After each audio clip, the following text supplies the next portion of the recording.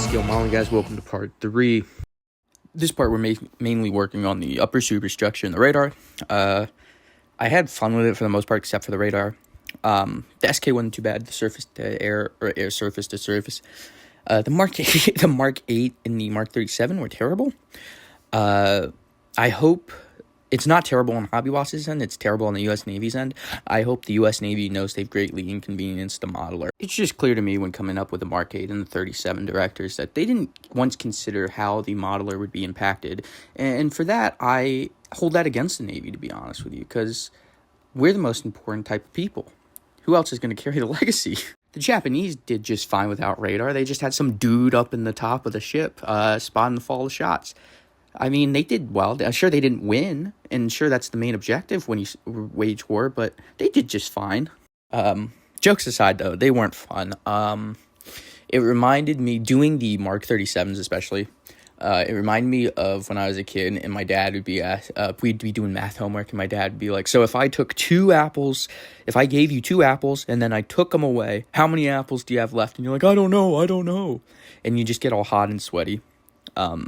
You know, that's what it reminded me of. I was, like, actually kind of getting a little warm. Like, I was just getting so frustrated. They were just terrible. But they're done. So, there's that.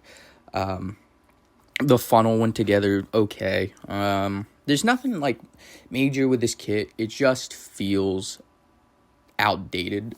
This was a 2022 release, but it feels like it was in that 2017 era. For me personally, I feel like there's this distinct difference in quality when we jump from about 2012, because that's when I started getting into it, and then to that 2015, 2017, especially with the Rebella Germany kits that were coming out then, because I built a ton of them at the time, and that to me is where this is, where it's like a really detailed, really good kit, but it's like a few of the things it's like, whoa, that's a lot of flash for brand new, or that doesn't quite fit. Why would you do it that way? So yeah, hopefully that makes sense to you guys. It's a little hard for me to explain it sometimes.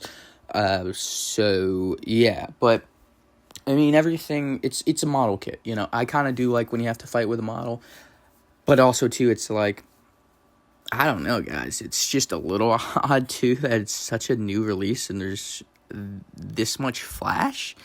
Also, too, some of the railing had, like, a pre-designated bends, which is good, but it had pre-designated bends on curved parts.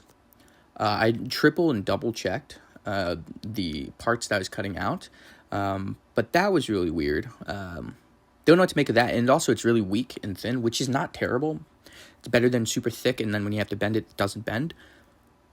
But when you already have a pre-bent part, or part that's supposed to be bent, you only have so many bends, and when it doesn't bend that much, or doesn't bend that well, then it breaks. The radar, I think, actually looks good. The search radar, the big dish one that we're looking, I think that looks good. Maybe I'm coping real bad right now. Y'all let me know. Maybe I am, but I think it doesn't look too bad. This was not a good fit. This is just a butt joint. I wish it were a peg that goes into a hole. Not only, it's a lot stronger. It's a lot stronger. I was going to make a crude joke there, but never mind. This is, I really like this, the way this fit. As long as you don't bend it like I did, it's super secure. It's super strong. I do recommend, again, using super glue. But yeah, it's in there. It's straight. Maybe it's a little crooked. Maybe it curves left a little bit. But that's not terrible. That's fine with me. This was the part that I was talking about, the little stand that I just put in that has the bend around the curve. Kind of stupid. I don't know what's up with that. That's not the only place. It's the only place I can think of the most recently. These are cool. Don't know what they are. But again, it's photo etch. If you don't like photo etch, do not touch this kit. That's all I can say, is you will be in absolute hell on earth if you are. Because you do, to maximize the detail in this kit, you do need to use the photo etch. Now, obviously, that's, I guess, kind of implied when in the context of photo etch. But really, everything's pretty bare bones, plastic. And then they use the photo etch because it's not a outside third-party detail upset, and they've built it into the model, it's kind of expected you use it. So yeah, it sucks if you hate it, but honestly, it's worth it for me. I think it's kind of fun. Makes the build last a little long. This build took all of about 4.5, about 5 months. So that's a good build time for me. 6-7 is where, damn it, I just said it. 6 to 8 months, is about the great, the time frame that becomes a little bit too long, and I start to feel quite a bit of burnout. Partially, it's a little self-inflicted on my end, because I procrastinate a little bit. But yeah, about that 1 to couple days to 5 months range is perfect for me. And yeah, it's also good for YouTube. Don't know what I'm getting on at this point. If you're watching, I can't believe it, but thank you. Channel's grown quite a bit recently, so that's awesome. The shorts have really helped. I also kind of like them too. You can get quite a bit of detail across in a minute. It's a little hard to edit it down sometimes, but I enjoy it. It's a little bit of a challenge. Hopefully you guys, well, actually I know you guys have enjoyed it, because you guys watch them like crazy. I wasn't able to get the Mark 8 radar threaded through the little holes again, like I showed on the Guam. It's just not, I don't think it's ever in the cards for me.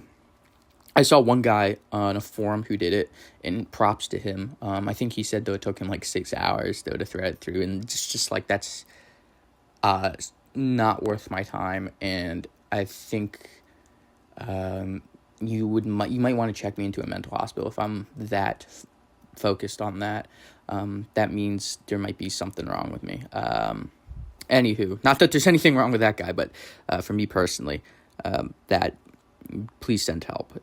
Knock that off again. That moment when I knocked it off, I felt my blood start to get hot again. My skin started to get hot. Started to feel like I was choking. It's just, those are terrible. There always will be. Even the plastic ones are not great, but boy, do they look good. They are worth it.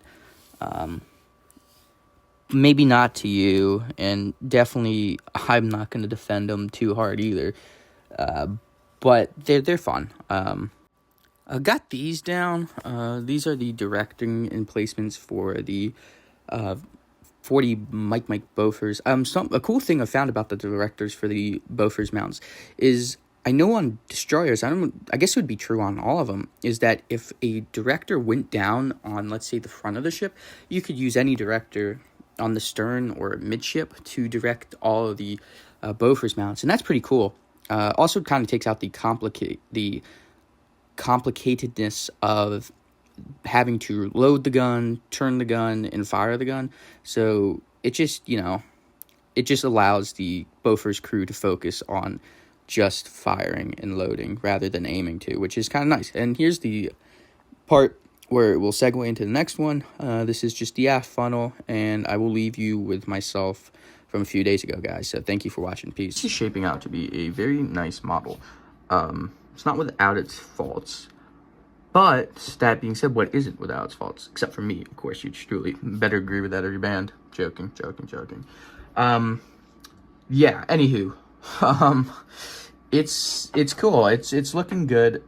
That's like the thing about the Missouris that I always felt is that it looks. It's gonna look good no matter what. So that's kind of the cool part. No matter if you build this with the photo etch or without. You get in Missouri, and it's going to look cool. The issue, though, is you need the photo etch to complete some of the parts. So that's a little annoying if you're one of those guys who doesn't do it. But yeah, it's looking well. So this part, we tackled the main little superstructure bit, and it looks good. The railing's a little odd. I'm trying to, show you one. Oh, so here. So this one has a curve, if you can see it right there.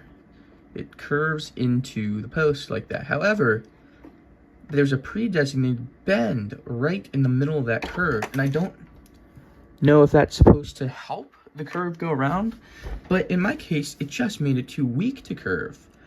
Also, the weird part, too, is right here. So there's another little rail. I don't know if this is my fault and I have this too far back, but or too far forward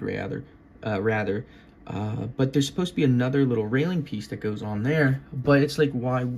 It just, some of these things don't go together particularly well, I guess, but it could be user error, I'm not sure, so let me know. So yeah, the next part is I'm gonna start getting on all the small little bits. As you can tell, all the guns, the radar are off. Just gonna start doing that. Yeah guys, so thanks for sticking with me. Ciao.